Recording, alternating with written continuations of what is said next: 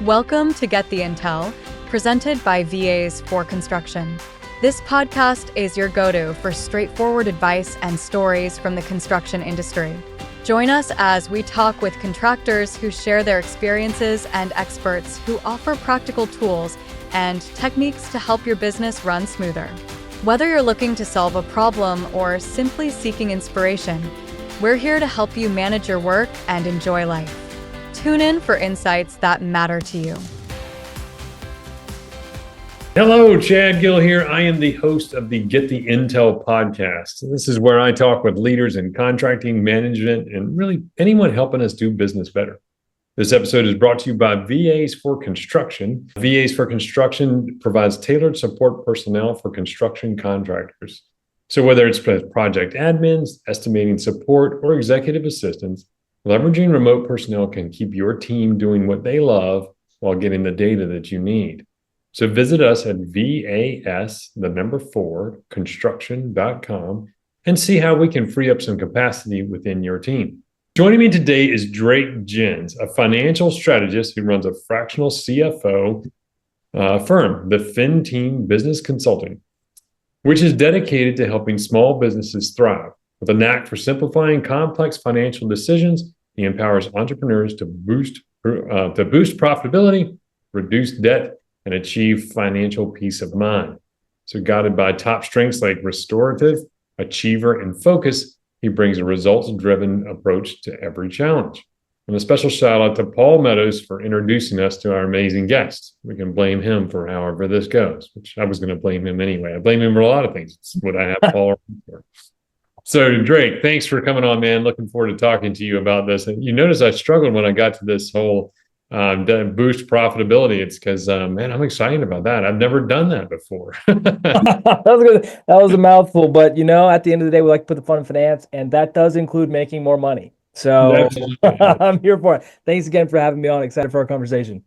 Yeah, it's always fun. Like we get these conversations, they're like, "Oh, we also work with nonprofits." I'm like, "Hell, I've been a nonprofit a few times." I know. Sometimes I'll ask clients, I'm like, "Oh, are we a nonprofit?" Because we may not be one operating, but financially, we're a nonprofit right now. So that's right. I'm happy to work with nonprofits, but unless they have beats losing, but they're not. None of those are as good as making money. That's for sure. The kids were wrong when they said more money equals more problems. I think less money equals more problems. So yeah, they come at you in a hurry. That is for sure. I mean, I think if you're a responsible person, you should be able to, it's not going to bring a lot of extra problems. If it does, I'm ready to tackle those challenges. Same. Bring me your too much money problems, and I'll see what I can do with them. Agreed. I the impact money can have is actually, it's really interesting. So typically it's just the mindset of having more money and what it does to us in terms of like a humility versus pride spectrum, and that is more of an indicator as to the problems that are created as opposed to the actual dollars you have in your bank account, from my perspective, in my opinion. Yeah, it's funny. I mean, it's people are like, well, money isn't everything, and so you're like, yeah, but you do, it's a way to keep score, and it's one of the metrics that you look at when you're doing it. You can have a moral victory in a football game, but you would like to have a higher score on the scoreboard as well. So, I mean, it's not the thing, but it is a thing when you're looking at it. Yeah, I mean, I like asking people when I begin working with them, what's your goal? What does success look like? I want to just talk to people like, what is success for you? And at the end of the day, a lot of times that success is just measured by the dollars in the bank account. So when you say, what is your why? In many cases, it is the dollars in the bank account. So our moods or our perception of success can fluctuate based on the dollars we're generating. But in reality, I think you probably resonate with this as your viewers. We probably found our passion not by the dollars generated, although that's nice and very, very important, but rather the work we're doing, why we're doing it, and the impact we're able to have. So with FinTeam, like we help people make more money. We're CFOOs, so cash flow obsessed officers more than CFOs. Like that's our mantra. But at the end of the day, we got into it for a variety of reasons. But man, growing up, my brother would do snow cone stands in the summer. And I'm like, I love the entrepreneurial drive. I'm like, let's go to the store, get ice, let's get the flavorings, let's set up the stand, and I'm gonna knock on doors and get you some business. You know what I mean? And I was never really the guy to start the snow cone stand. And I just love supporting it. And like you asked, what is FinTeam's why? Why do we do what we do? Well, that's a huge part of it, right? Helping small business financially flourish is what gets us up in the morning. And at the end of the day, helping people be responsible and faithful in their finances is a huge deal to us. And really it just comes from that simple, silly little story growing up of just helping my brother with his entrepreneurial stand. I loved it. It was so fun, and I loved watching him succeed. So that was a little tangent, but yeah. And then marries right in with I'm a huge fan of Working Genius. Like I use it in my coaching, I use it in my company. And Working Genius is based off of Patrick Lencioni's the table group and stuff. And basically there's 6 kinds of work, and it's funny because if you can figure out what kind of work you like, so like what you're talking about is enablement and tenacity, and or some of it is discernment, where some people go out and they start stuff. Me, I'm the guy who's like, hey man, I'm just do this. I'm starting, I mean, I probably will start a company later today, it won't go anywhere, but I'm always, I got new ideas, and you need a few of those people. You don't need a lot of those people because they'll drive you crazy.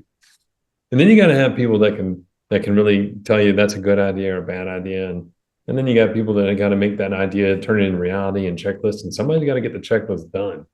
And if you find out where you are, and then it's funny because, if you're the kind of person that likes to facilitate, the growth and stuff like that, they're super necessary. And you're not going to have a fruitful, enjoyable work life trying to be whatever part of it that you don't like. If you find that part you like, they're all equally important. Get in there and just strive for it. I agree. The VAs for construction, you gave the shout out. I give a shout out as well. Finding people to have the big picture ideas. I think there's a lot of those people, and you only need a couple. The people to tell you if it's a good idea or bad idea, those trusted advisors, those are tough to find, but they're still out there. And then when it gets to people to do the checklist, do the work, and be, again, just resilient in terms of day-to-day grind. I think Brent Bistro called small business entrepreneurship like an everyday knife fight. So every day it's just close quarters combat. You're just dueling it out. And having people to do that it's tough. You know how it is. I know how it is. Everybody listening to this knows how it is. So the ASCA for construction is so cool because y'all are able to find people that are willing to duke it out, are willing to put in the work and the effort in order to make that happen. And I've got tons of good feedback from the individuals you've hired that has just been like, wow, they're doing good work. And finding those people is becoming harder and harder to find. So just a quick plug there for that. And again, hiring people is really difficult. It takes a long time. It takes weeks, months. So just offboarding that and becoming more efficient to focus on what you're started your business to do, which probably wasn't HR, wasn't for me, is incredibly valuable. So side. Funny, and it's reciprocal. So, open disclosure, it's like, hey, you do our bookkeeping, we outsource our bookkeeping to you and as a fractional, CFO, because again, it's like, I always joke about it, like somewhere out there, the person who loves to reconcile checkbooks, like they get up in the morning, like, gosh, man, if I could do like 4 or 5 checkbook reconciliations and they all match, man, I'd go to bed so happy. I don't know what's wrong with those people, but I'm glad they're out there. I can tell you who's not one of those people, me. I did not get excited about doing concrete and polishing and grinding and countertops. All the stuff that we did when I went into business, I thought, well, people ask me what I do for a living. I tell them I grind concrete floors. There was many days, there would be months in a row where I never ground a concrete floor. I was closer to being a bookkeeper than I was. I mean, a bad bookkeeper, like a very bad bookkeeper, but it's like, finding that thing and being, like I said, it's just get your niche, get in it, and then just, be a mile deep and, a foot wide. Yeah, it's like the principle of buying back your time. If you can find something that A, you don't like doing, and B, that you can find someone else to do more efficiently, so at a lower hourly rate, that is a positive ROI for your business. And the checkbooks, I have people on the team and joining the team at FinTeam that love doing it. And like I'm so grateful for them. I love it when those are fixed. And sometimes I'm like, I will do it, but I'm so grateful for an amazing team who can own that process. Yes. So You're like, so we're coming up. I mean, we're 2 months away or a month and a half away from, man, maybe we're just a month away from Christmas now. And then it relates because when people ask like, hey, what is it exactly does a CFO do? And I was like, I don't know. I mean, from what I can tell, they're like the financial version of an elf on the shelf. It's like, don't spend that money. I'm going to tell Santa, but what is it, because when I run into clients, they're like, man, I don't need a CFO. I've got an accountant. I really like my accountant. Or, I need a full-time bookkeeper. Do you really need a full-time bookkeeper? Where are the breaks? Because there's accountant, there's CFO, there's bookkeeper, there's APAR people. I mean, there's a lot of different financial, wizardry things going on in there. So where do they break down the house of accounting? unfortunately, I think when you mean wizardry, there's a lot of when you say wizardry, it's consultants will take your money and make it disappear magically. That's right. That's right. How does that happen, right? It's like, whoa, I just lost all this. I can even do it with a bigger pile. Let me show you. Yes. I'm like, oh boy. Yeah. I'm like, those honestly, some of the most distrusted people I know of are anyone at the IRS and financial consultants and lawyers. So we have three people groups that are just not trusted. And the wizardry is just, hey, we'll take your money and make it disappear. Where'd it go? I don't know. You should feel good about it. As it that's right. So when it comes to finances, and let's just take all finances generally speaking, let's just create a very simple foundation for here are the building blocks to get where you need to be. At the end of the day, why do you have to maintain finances? Well, taxes for your tax reasons, regulatory or strategic reporting purposes, and then thirdly, investors and lenders are going to want to know what your books look like. So again, we have three reasons: tax purposes, financial reporting purposes, and again, strategic purposes. So when it comes to how do we create this and how do we build this, the very building block is just your financial records. So when I say that, money is coming into your business, money's going out of your business. And when money comes in or goes out, we just need to put that into buckets to make sure we understand when money comes in, who's giving you money, why are they giving you money, how much money are they giving you, and how are they giving it, and when are they giving it, right? So these couple variables for money coming in and going out, it's the same thing. Who are you paying? Why are you paying them? When are you paying them? And how much are you paying them? And then putting that into buckets in your accounting system just helps us understand where money's coming from, where it's going. And that's the foundation. And you can take that information and then go to your CPA or your accountant and say, you can now file our taxes. It's just organizing financial records. From there, you can then take those financial records, manipulate them, and say, hey, we can make a budget, a cash flow forecast, so you can project cash out on a weekly or monthly basis for weeks or months in advance. And then you can take this cash flow forecast and say, we, in a year from now, are going to have negative $1 million in the bank account. We got to pivot. Or on the opposite side, we have positive $1 million in the bank account. We got to figure out where to invest that money so we can grow in the future.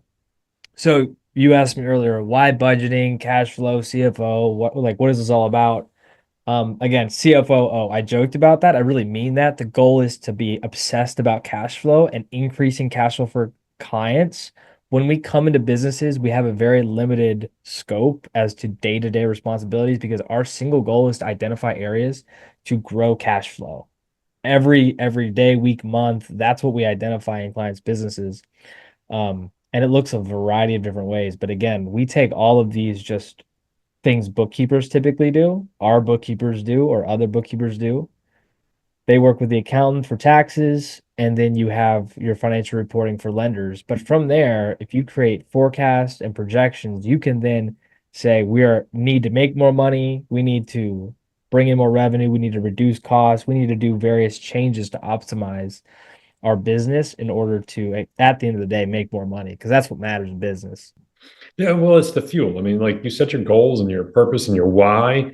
That's the destination on your trip, but the money is the fuel. I mean, you can have a great distance, you can have a great why, you can have a great plan. No fuel, you're not going anywhere. Great analogy. Because I mean, a lot of times people say we want to get to, let's call it $10 million revenue.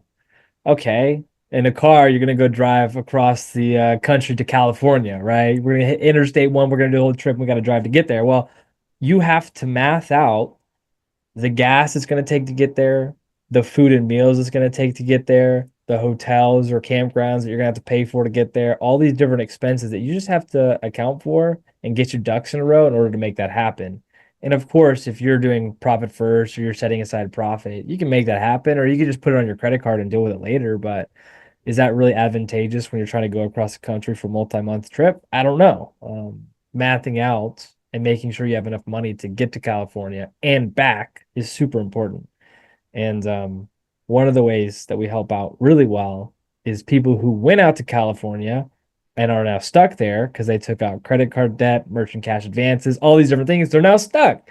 They need help getting back. So we'll work with them on just restructuring the merchant cash advances, paying off credit cards, all these different things, and say, let's help you get back to North Carolina where, I quite enjoy things, or Virginia, or wherever you want to go to. So That's awesome. And we managed to figure out why all the homeless people are in California too. So that's always helpful. They just got stuck there, bad budget.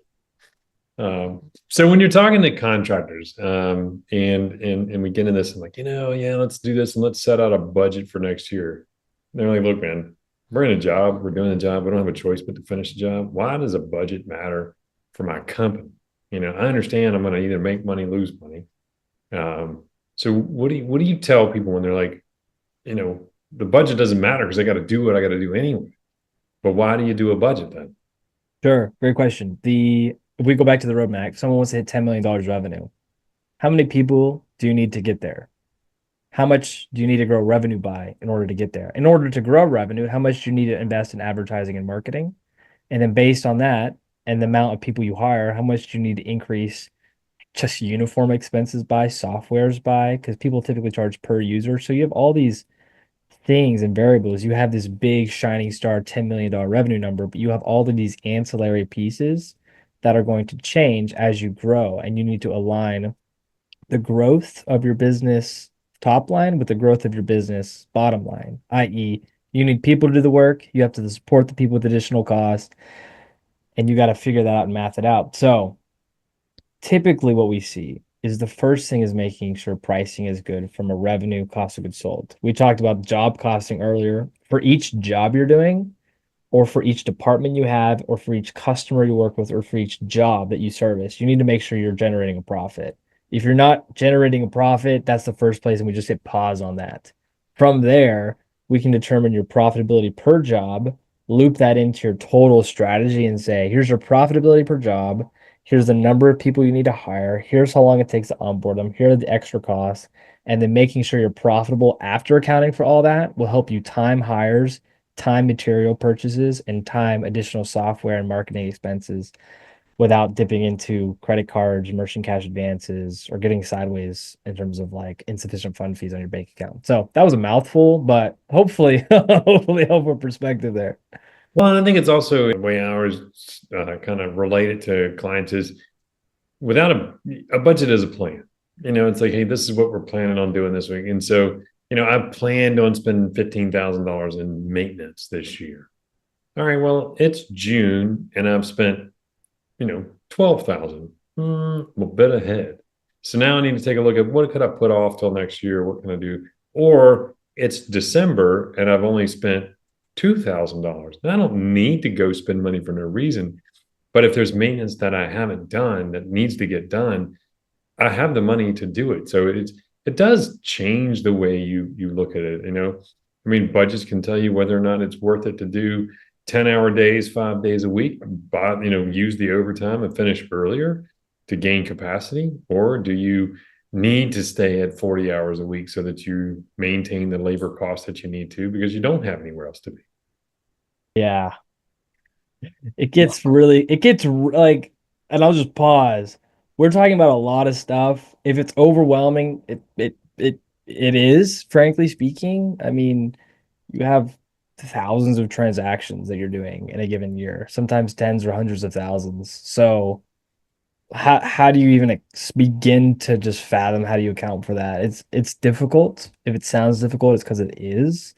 But to Chad and I, our whole point is that it's worth looking into that. It's worth accounting for that because it can change the trajectory of your business and it can change the profit or cash flow story of your business by just making sure the plan is correct. Because if the plan is off and you're going to the wrong state or the wrong country, it can become a very big problem very fast. So if you're talking to, subcontractors and construction and stuff like that, and and I'm a huge profit first guy. I'm a huge markup and profit. That's a great book too. What do you see and say, hey, here's the three most common mistakes that I see that produce, pain for contractors, financial. Yes, great point. What I see a lot of is receivables and the age of receivables. So of course there's retainage, but there's also if you work on a commercial job, they will typically pay you late. And when I say late, I mean there's a retainage plus we work with some contractors who work for apartment buildings here in town. They're at net 15, net 20, net 30, but they get paid 60 to 90 days after they invoice. So we're continuing to do jobs and just that dynamic of not getting paid until 90 days out is limiting their ability to take on new jobs. So effectively the first point is they're not getting paid on time and it's limiting their ability to grow further. So the takeaway from that first one is, which gets into the second point, which is don't outgrow your business. Again, if you start up front, you infuse money into the business and take out credit cards, line of credit, and you grow, but people don't start paying you and you don't have collections right, you can quickly outgrow your business and you can get to the point where you have hundreds of thousands of dollars in receivables, but zero in the bank account, which is incredibly, incredibly, incredibly dangerous place to be. Because if you don't have control over when they pay you, you can get yourself sideways very quickly. And then the third thing, typically is just people. Finding great people is really tough. Finding great people and hiring them at the right time, at the right rate is one of the hardest things to do in business, in my opinion. Just because great people are hard to find, takes time to develop the relationships, and figuring out how you compensate them is very difficult. And to be specific, one of the things that I want to dial in here on is the issue I see many times is business owners will say, I want you to own XYZ.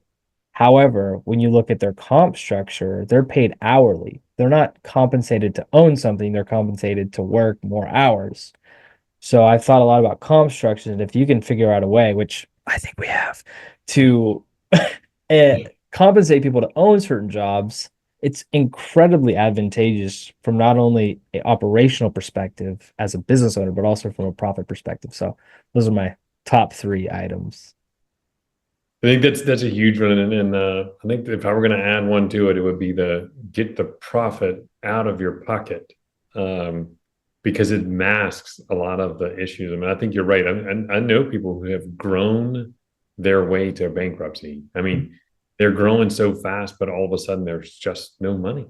It's like because you're just it's the hardest one to see coming, I think, because the monster just needs more food as you go, and you're just chewing it up faster than it's coming in, and then or you're leaving and you end up being like receivable or retainage rich, which means you can't do anything with it. But grocery stores, to my knowledge, still are not taking receivables as payment.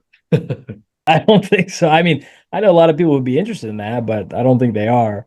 It is in profit first. At first I was like, oh, this profit first thing is whatever. It's like cool, I guess. But it's interesting because profit first artificially creates strain on your business. And when I mean that, I mean if you are not generating a profit first and following the methodology will let you know way faster than most other things. We build cash flow forecasts so we can see, how are things looking a week, a month, a year in advance.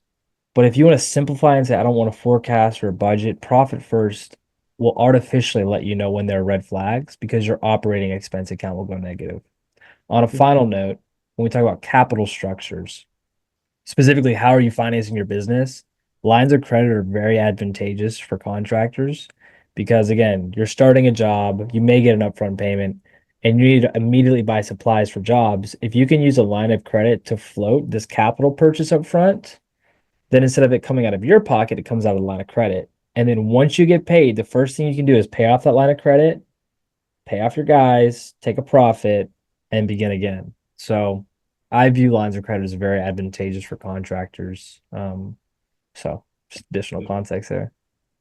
Yeah, I think like you're saying, taking the profit out, it's kind of like having a guardrail. It's a financial guardrail because if you run out of money, you can go get your profit because it's over there.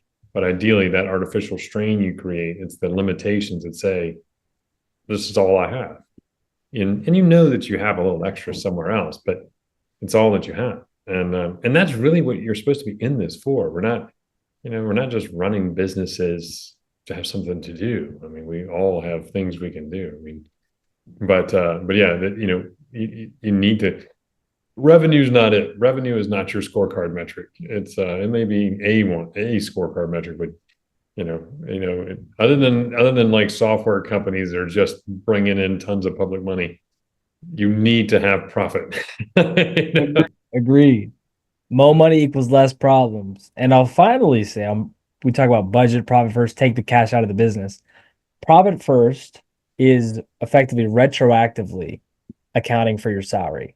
By creating a budget and forecast, you are proactively accounting for how much compensation you end up bringing into your business. And for example, we'll say XYZ owner wants total comp of $300,000, a third of which will come from salary, two-thirds of which will come from distributions. And we'll start there and then say, in order to hit that plan, we got to reduce advertising costs by 1%, grow revenue by 5%, and we can hire 2 or 3 more people.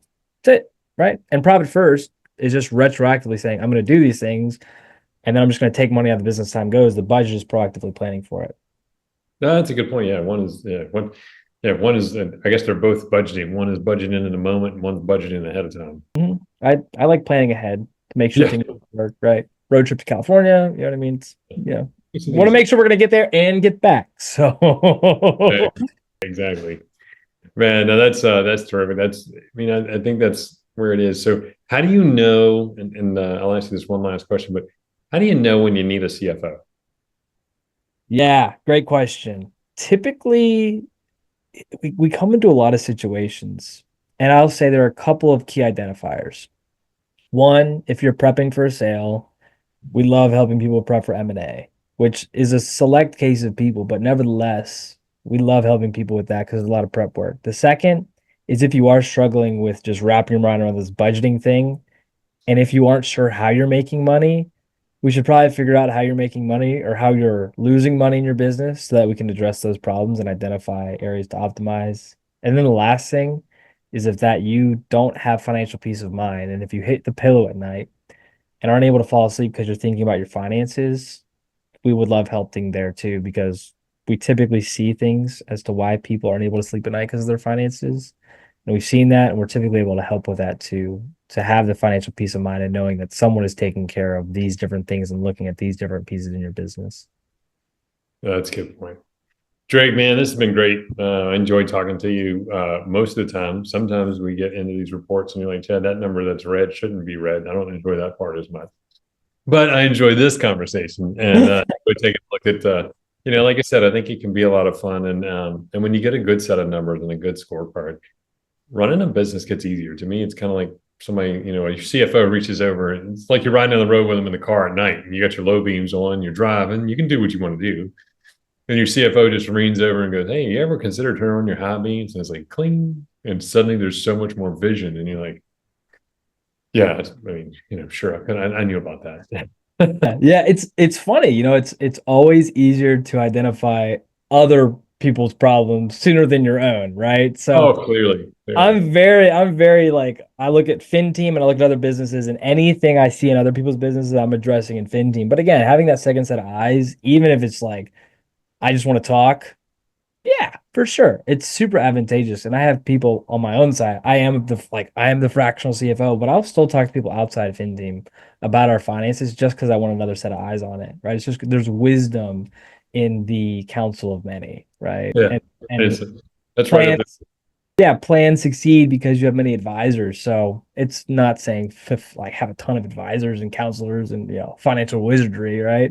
But there's wisdom in it, and it helps planning not only for my clients but also for my own business. Yeah, just avoid those blind spots, And then I love it too because everybody's business is easier to run than my business. It's like you don't understand. I don't know how many times I'm told, you understand, man, my business is different than yours, buddy. You can be a pharmacist, you can be a pimp, you can be a drug dealer, you can be a constructor, you can be whatever. Everything is about product, sales, employees, and finances. Business is business. Business is business. And so it's tough. But I this think has been great. This has been great. I really appreciate it.